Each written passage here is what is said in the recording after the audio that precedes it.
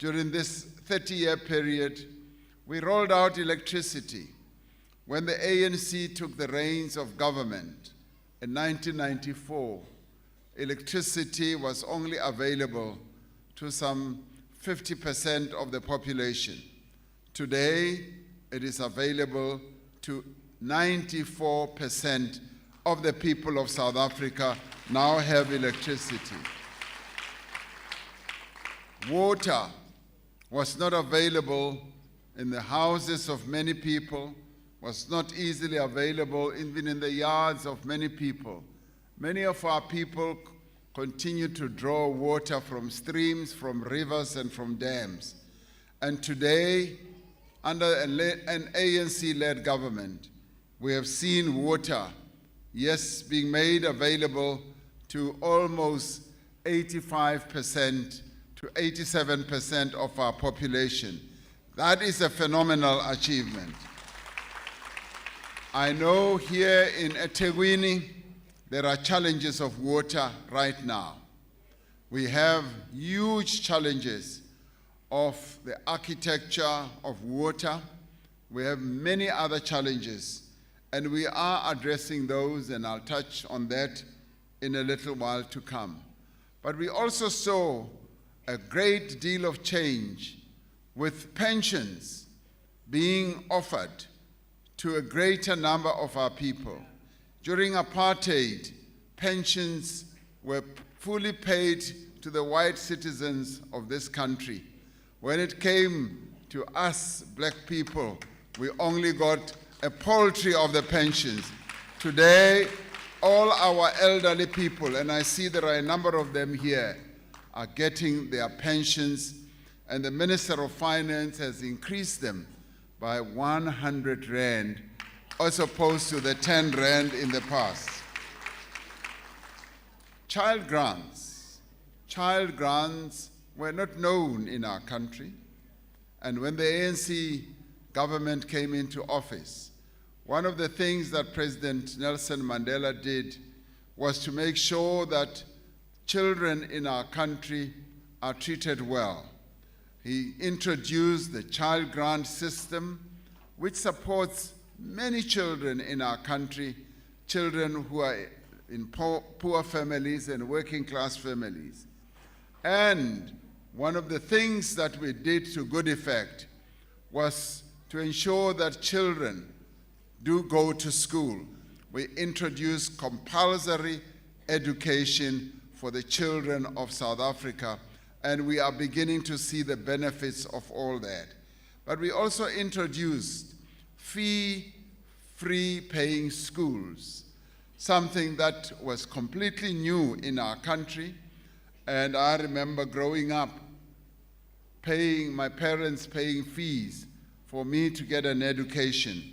Today, children from working class families are now attending schools in large measure in fee-paying schools, fee-free paying schools. And that is progress. That is how progress also needs to be measured in a nation. And we should be very proud that indeed the ANC government has introduced all these changes and has introduced a great transformative process in our country. Over time, yes, we saw challenges creeping in. We saw challenges such as state capture, which, if you like, would be the second phase of our democratic development. Second phase, where there was state capture, where at the time we had corruption running completely wild in various state institutions. By the way, corruption that was also aided and abetted by the private sector. Many blue chip companies also participated in state capture, and of course, a number of people as well participated, which former President Thabo Mbeki has dubbed as some of the things that happen through counter-revolution, where those who were opposed to our move towards real progress sought to stop that by bringing in state capture. And state capture really drew us back. For a number of years, our country was embroiled in a system of mass corruption, and that's where we lost our way. But during the course of all that, there were a number of South Africans, and I'm pleased that a number of those South Africans are here today who fought against state capture, who said we will not allow our country's democracy to be eroded through the activities of a few people who have captured the state. And through their urging, their struggles, we were able to establish the Zondo Commission, and I can say that we stopped state capture in its tracks. That has stopped. They had captured a number of our institutions, including SARS, the tax collector. They had captured the NPA, the National Prosecuting Agency, and they had captured a number of other institutions. We put a stop to that. And now we are in a phase of reconstruction. We are in a phase of rebuilding. And I can tell you now, we are indeed rebuilding our state. We are rebuilding our movement. The African National Congress is being renewed. And in the course of doing so, we're also strengthening the institutions of the state and reclaiming that democratic culture that Nelson Mandela, Walter Sisulu, and Fatima Mier, and many others fought for. We are rebuilding. During this sixth administration, we faced many challenges.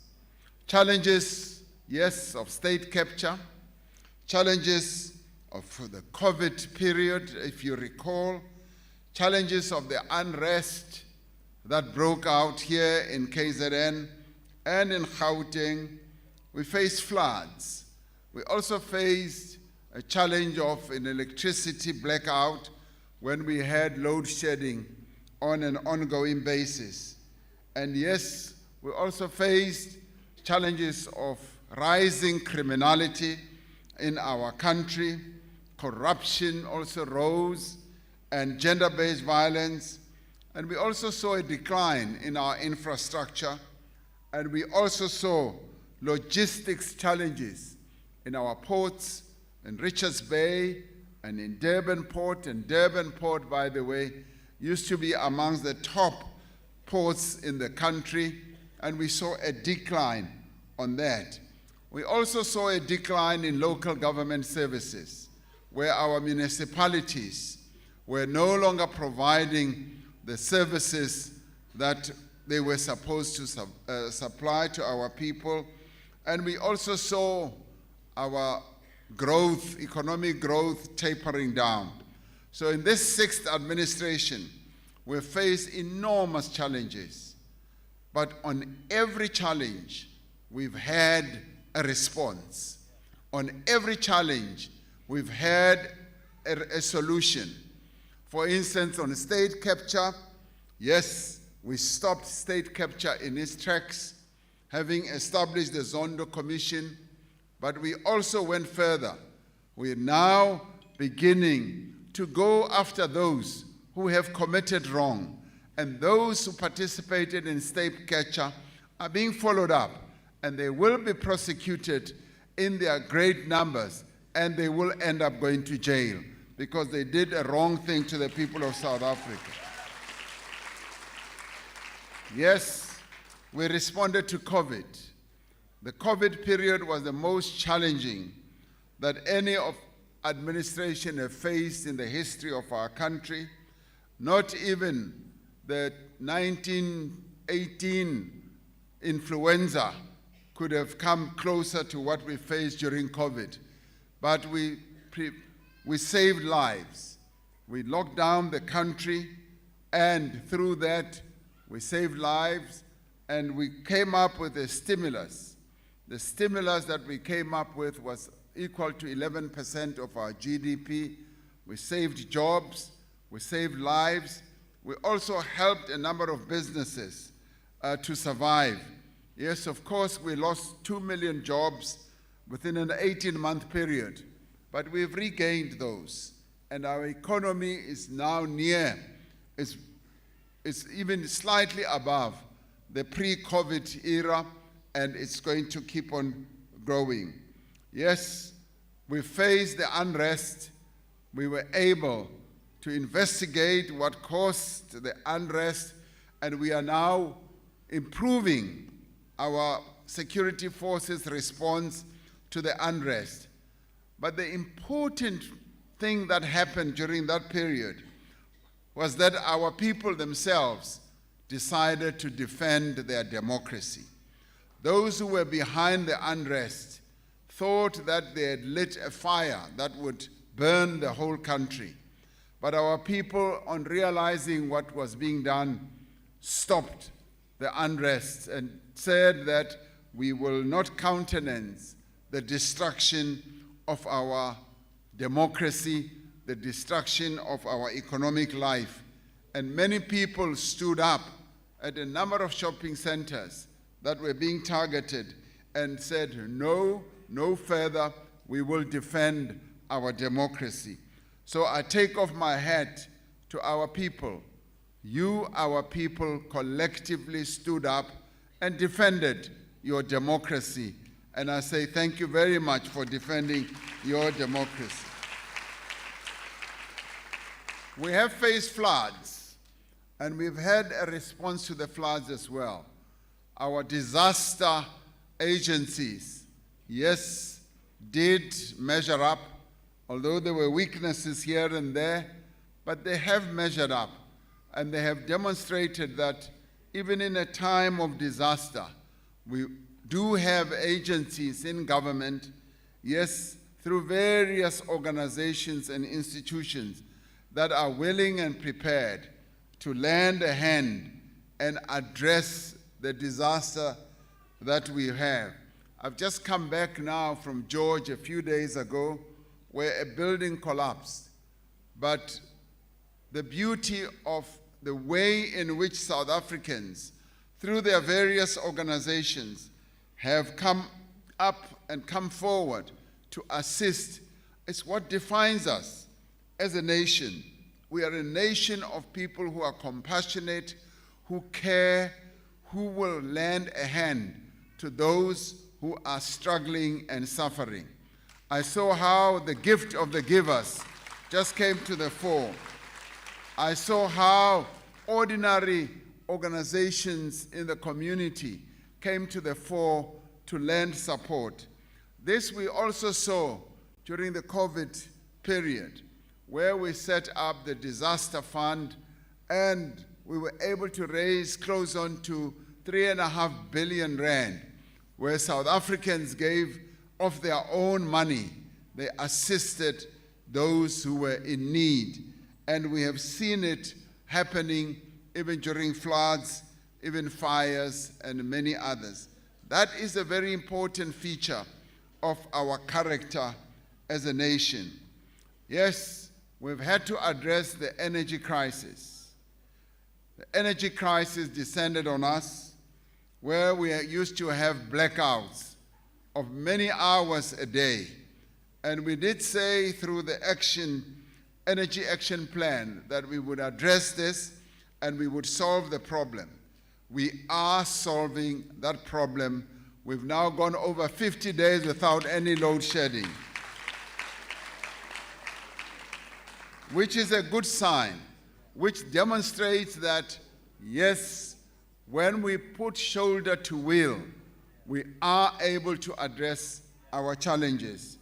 Coming down here to eThekwini, yes, we have a number of challenges. Challenges, yes, of electricity, challenges of infrastructure, challenges that emanate from the floods, challenges of water.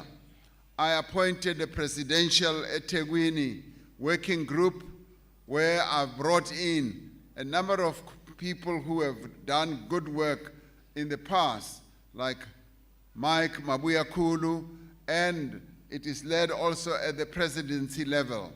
I told Mike Sutcliffe, who is sitting here, that we want him to also get involved.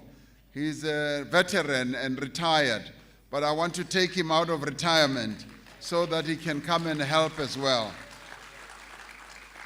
Because I would like to see us repositioning eThekwini, repositioning Durban, and making it the crown jewel of our tourism industry, and restoring Durban. Durban must be the crown jewel and must even surpass others, because it is home of the largest port in our country. It is actually the artery, the blood artery of our economy in terms of exports and imports. And so eThekwini and Durban is very important in the life of South Africa. And that is why I decided that I'm going to pay attention to this metro by appointing this presidential working group. It has already started work, and we are going to see more and more positive results emanating from this, especially after the elections. So when it comes to energy, we have during this period reconfigured our electricity generation and distribution architecture. We are reconfiguring it, repositioning our country as the economy continues to grow and as our population continues to grow. It has been necessary to restructure Eskom to make it fit for purpose going into the future. We've succeeded now and continue to succeed to divide it into various divisions which have already started work. Crime is another major problem that this administration, which is coming to an end soon after elections on the 29th of May, crime has just been spiraling out of control. And one of the reasons is obviously poverty. We are dealing with high levels of poverty. But one of the key reasons is that over time, we've allowed, and wrongly so, the number of police and population to be misaligned. And we haven't had enough police patrolling our streets, visible to fight crime. And we are now doing that. We've employed 30,000 police, and we are going to continue doing so that we can really stop crime in its tracks, particularly the construction mafia, the drug mafia.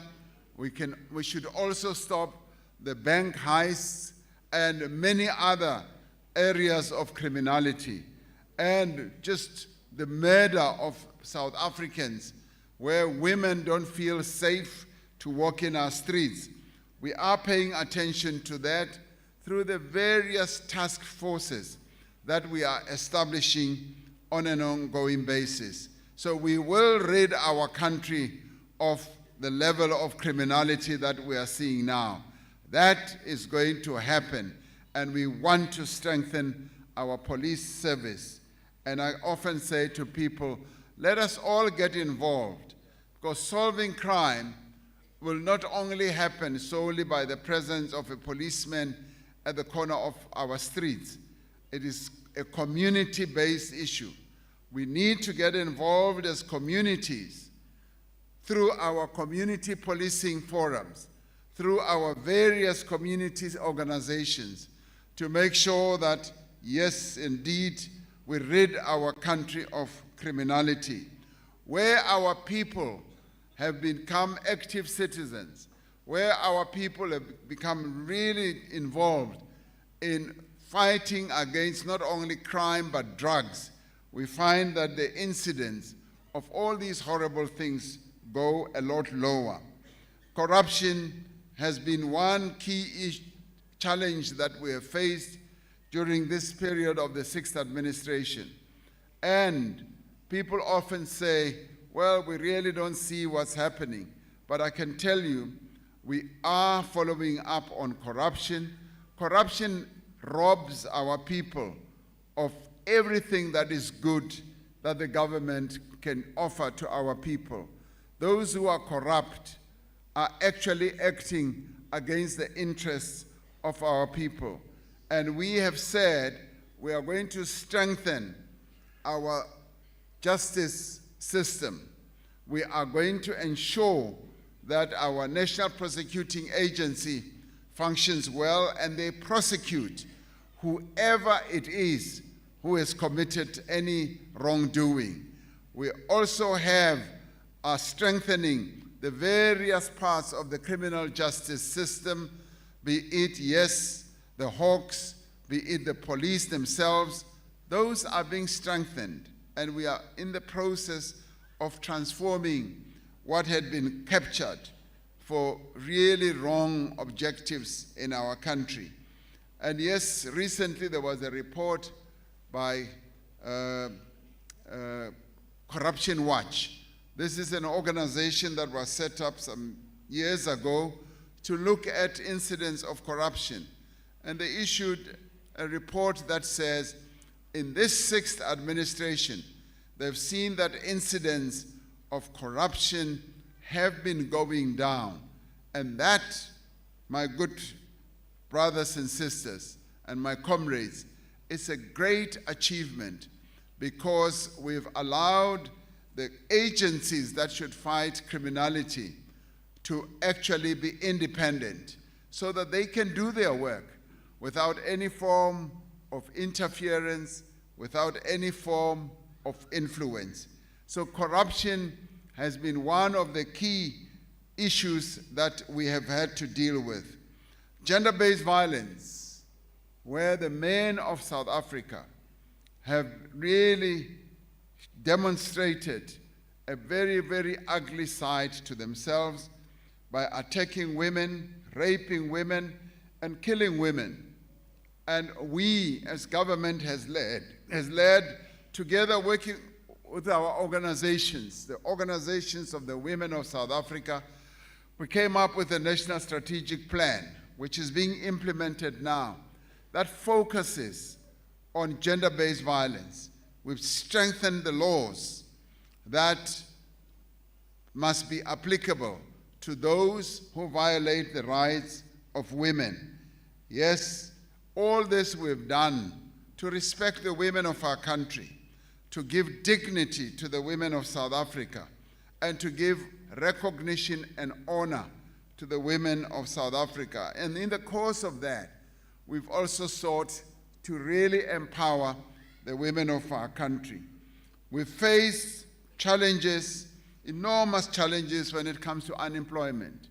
Wherever I go as we campaign, many parents always say, President, our children are not working. When we came into power, into office in 1994, there were only 8 million people who were employed in South Africa. Today, there are 16.7 million people who are in formal employment, which is a huge achievement, because creating a job is actually quite a difficult thing. But we've also said we are going to create more jobs, which I will talk about in a little while. We've seen the levels of poverty and inequality going up. We've seen local government, as I said earlier, not providing the services that it should, and we've sought to strengthen our local government. So these are the challenges that we've had to face in this sixth administration, and many more. But now that we are going to the seventh administration, in which the ANC, by the way, in case you don't know, is going to emerge victorious once again to run this country. We've had to look at what is it that an ANC-led government is now going to do. What is it that we will do to address a number of these challenges and more? And we've come up with 6 priorities. We've just said we will focus on 6. There are many other things that we need to do, but we want to move the needle in regard to 6 areas. The first one is jobs. And we've said jobs and jobs and jobs and jobs must be our priority.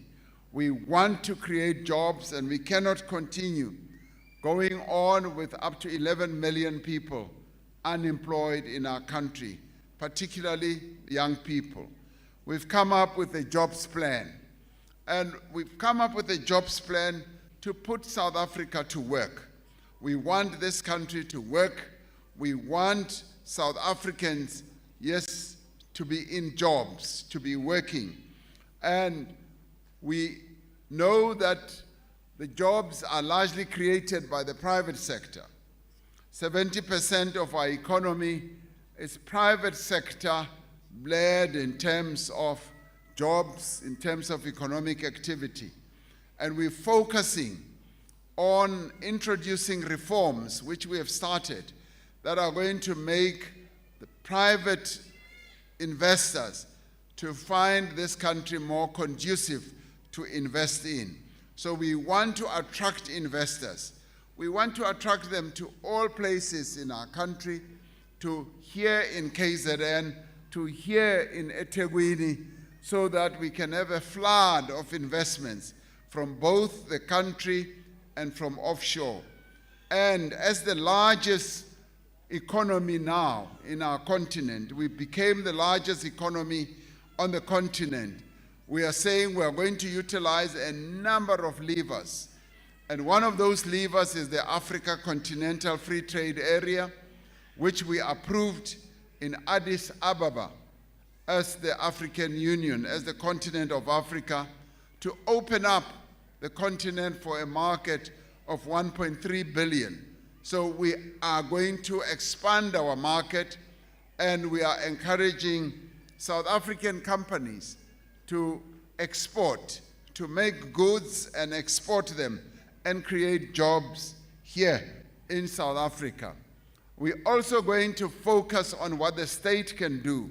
We are going to be rolling out training for many of our people to get real skills that are needed in the economy.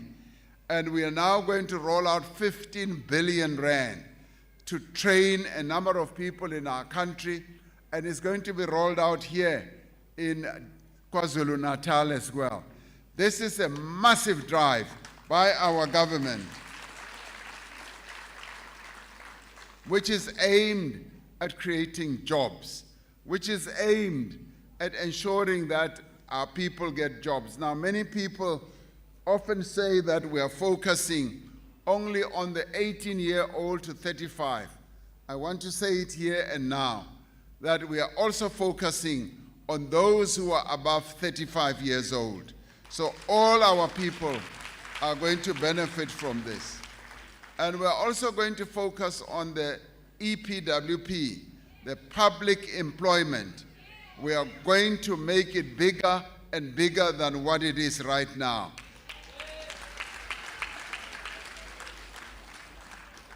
Now, the EPWP has proven to be a really good training ground for people who are not employed, for people who need jobs. We are going to expand that. The second priority is going to be in creating industries. We live in the modern world economy now, and through that, we've got to look at a number of other sectors of the economy. There's the green economy, for instance. There's the digital economy. There are economies that are mushrooming all over. And we have decided that we are going to inject growth in our economy by focusing on some of those sectors.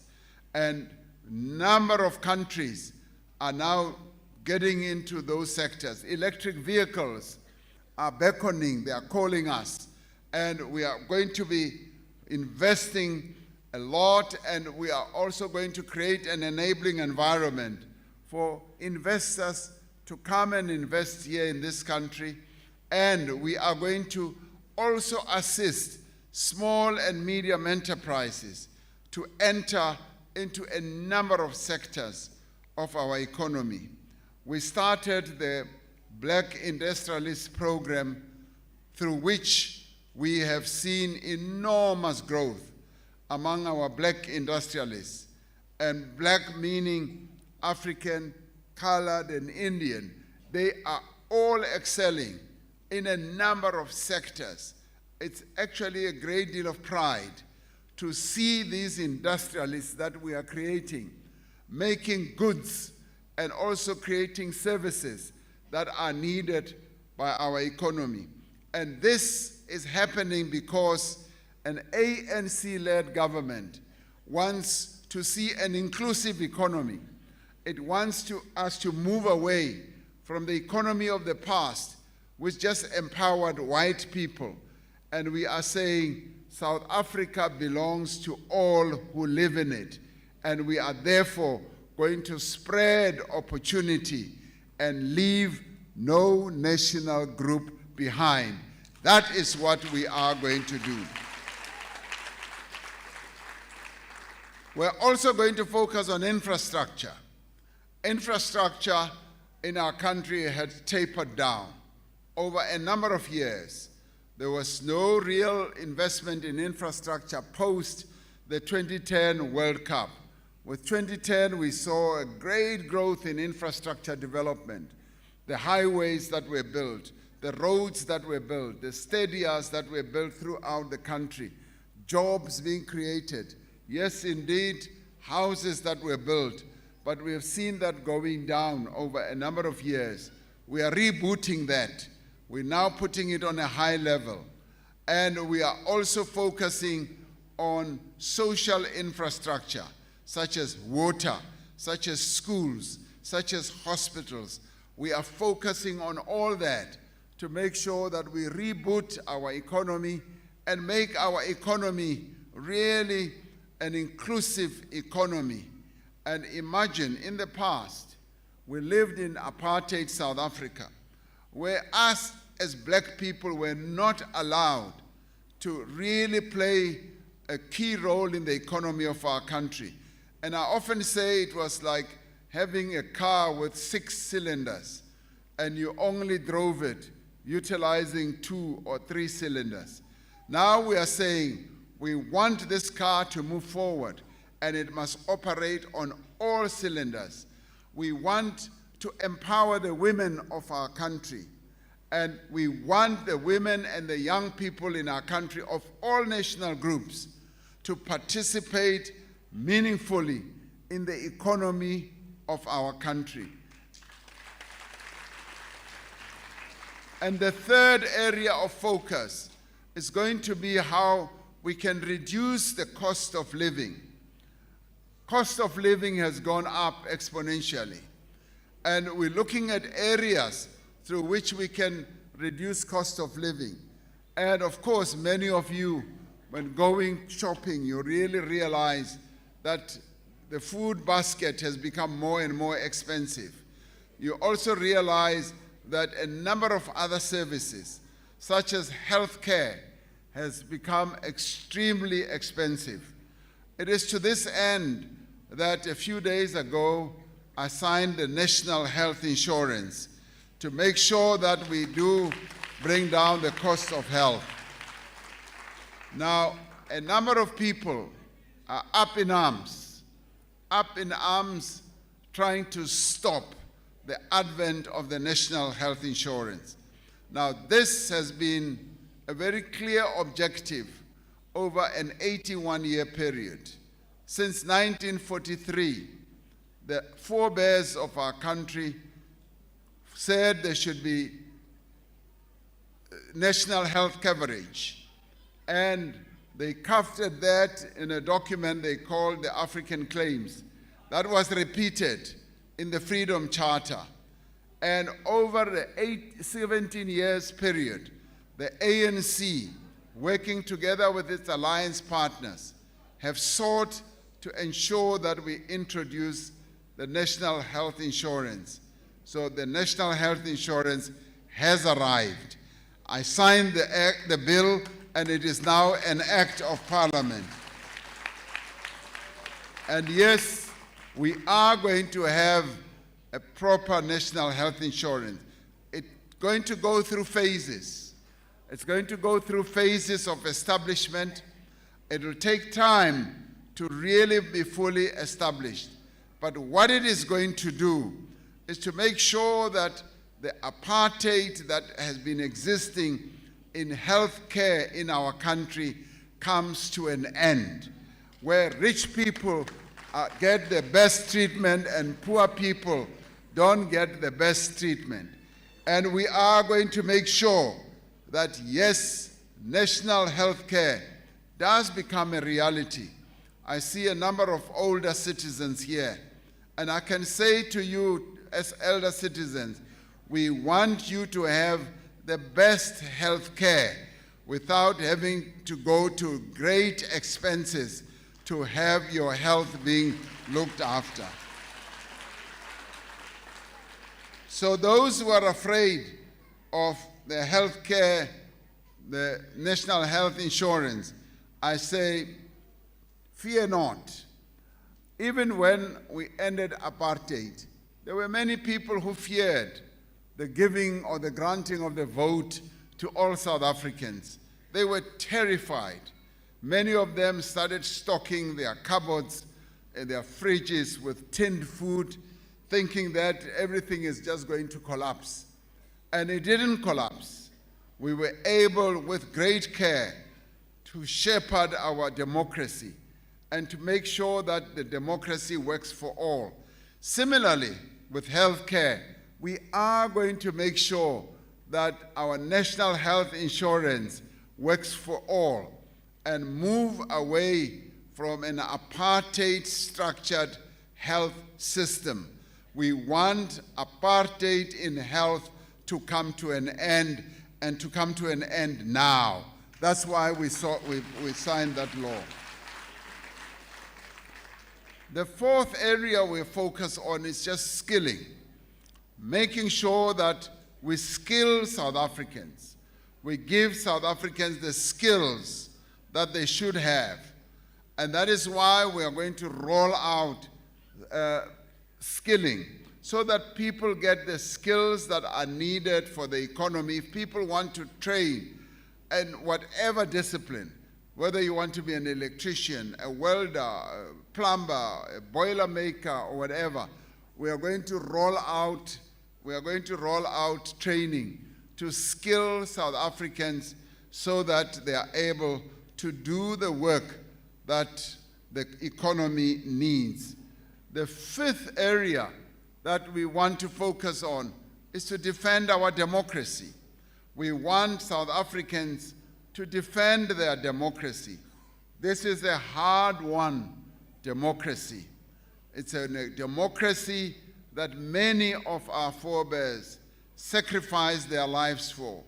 And here, meeting here, there are a number of people, comrades, whose parents, whose grandparents suffered immensely to have the democracy that we have today.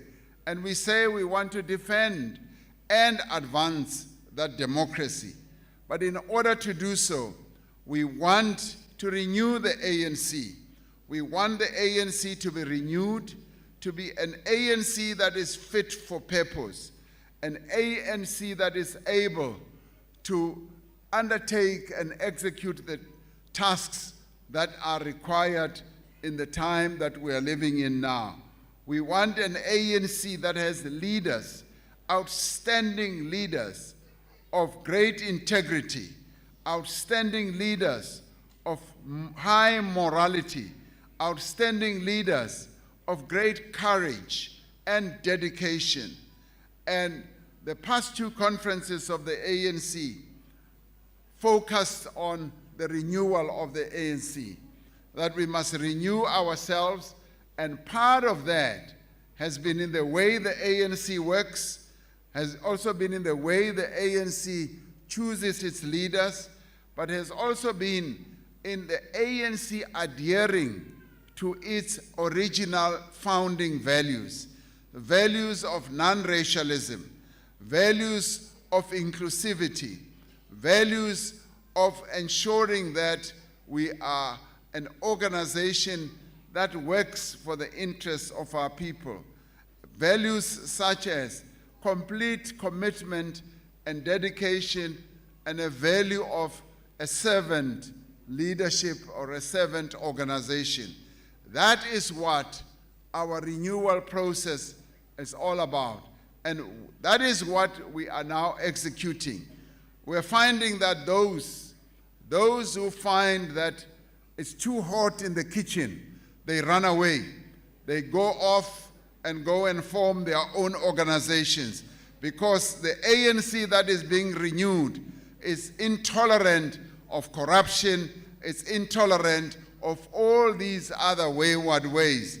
And we are reshaping, rejuvenating, and reinvigorating the African National Congress so that it can really advance our democracy, so that it can be a truly non-racial organization, an organization that is going to empower the women of our country, enable the young people to play a key role in our country and in our organization. So the ANC moving forward is going to be so renewed that we are now going to start sprinting and doing much more than we have done in the past. The sixth priority that we are going to focus on is to have a better Africa and a better world. A better Africa means that we as South Africa are going to play our role in African affairs, in ensuring that we develop our continent, in ensuring that there is peace on our continent. We are going to play our role together with many other countries to ensure that we advance the interests of our continent. As I said earlier, the Africa Continental Free Trade Area is one major achievement by our continent, to have a tariff-free market where anyone who wants to build a business can immediately have a market of 1.3 billion people or consumers. That is what we are laying emphasis on. South Africa will continue to play a key role in peace missions on our continent. We will continue to support people on our continent who are in danger. And at a global level, South Africa is going to play a key role in supporting those who are still laboring under colonialism, oppression, and suffering. And that is why we stood up to assist and support our compatriots in Palestine. That is why we embraced their fight for independence and for self-determination. When we launched our case at the International Court of Justice, we were dismissed by many countries in the Northern Hemisphere who said this case is a nothing case, who dismissed it. And some of them even thought that we are mad. But we were clear in our minds that we are going to support the Palestinians in their quest for self-determination. And we said we would do so as we were taught by Nelson Mandela, who said we must support the Palestinians' cause. And he said, the Palestinians, we will never be free as South Africans until the Palestinians have also achieved their freedom. And that is a profound statement which we need to support. So in the end, we are very clear and firm on our support for the Palestinian cause. Just yesterday and day before yesterday, we appeared once again before the court as the Israelis are continuing to attack Rafah and evacuating the Palestinians from Rafah We've gone back to the court, and our case continues next week. And where we are calling on the International Court of Justice to do much more than what it has done, because there is genocide unfolding in Palestine. 35,000 and more Palestinians have been willfully killed by Israelis' attack and bombs on Gaza, as well as on the West Bank. And we are saying this must come to an end, and that is why we are pleading for a ceasefire and a return to negotiations so that the Palestinians can have their state. And South Africa will therefore continue supporting the Palestinians in their cause for freedom. And that we will not turn back on. Whether they like it or not, we are committed to supporting the Palestinians in their struggle. Because we were also supported. In our own struggle, we had the world supporting us. We had many people who had never traveled to South Africa supporting our struggle. And we continue to remember that. There were many people who called for Nelson Mandela to be released from prison. There were many people who called for non-racial elections in our country, and they supported our struggle, and so shall we support the cause and the struggle of Palestinians. Today, South Africa has achieved a huge profile in the world. South Africa is highly respected in the world now, and we are seen as leading the global South on issues of natural justice. We are seen as being in the forefront for humanity and justice in the world. And this is an accolade that belongs to all of you. And through all these 6 priorities, we want to grow South Africa, we want to grow our economy, we want to advance the interests of our people. We want to rid our country of poverty. The poverty that still prevails in our country is really crushing. The inequality that prevails is unacceptable. And the unemployment that persists is something that we have felt duty-bound as the African National Congress to act to reduce the unemployment. And we are certain that on the 29th of May, the people of South Africa will vote for the African National Congress overwhelmingly, because we are presenting a clear plan to them on what we are going to do. We are going to continue to do our work in a number of other areas. In education, for instance, we will continue to advance our education to ensure that the outcomes of our education get better and better all the time. We are going to professionalize the civil service. We are going to make sure that the civil servants in our country dedicate themselves. They work for the interests of our people, not just a few. So our work is going to continue. But then for our work to continue more effectively, we need all South Africans to work with us, because we believe that together we can do more.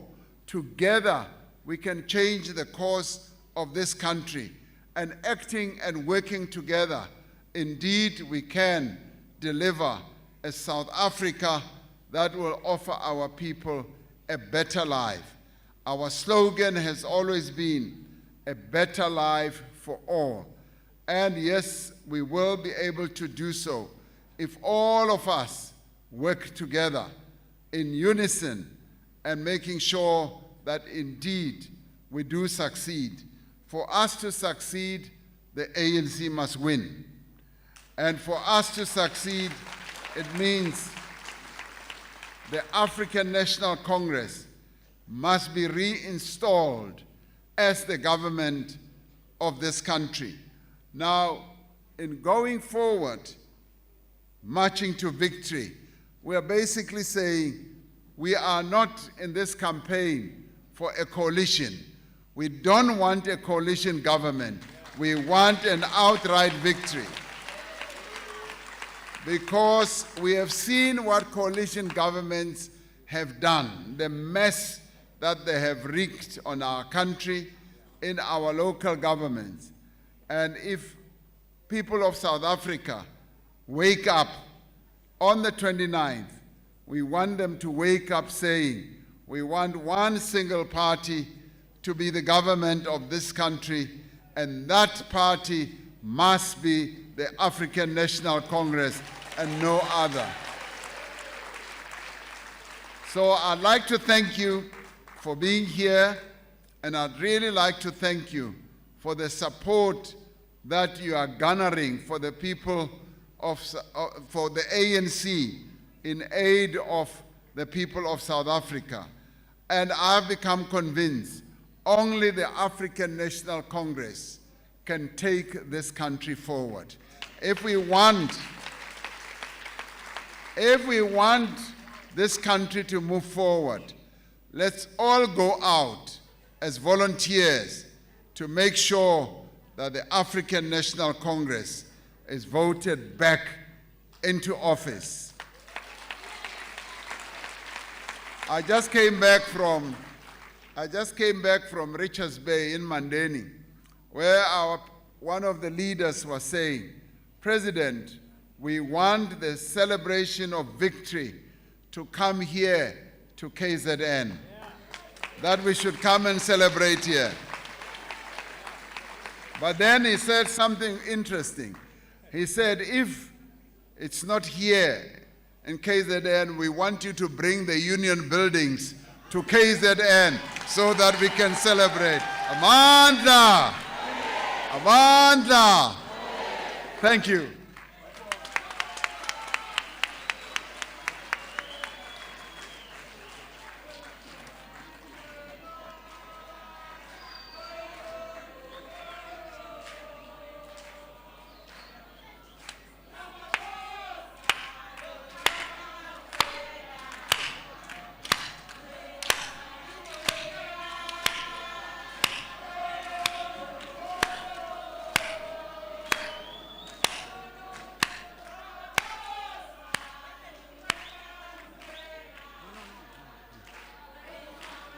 Please don't leave. Please don't leave. I can see that some people are starting to leave. Please, if you can.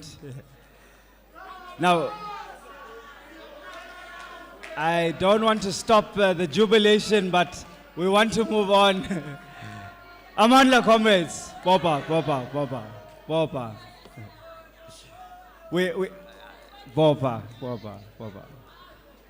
I know you're excited and we want to sing, but we want to also observe the protocols.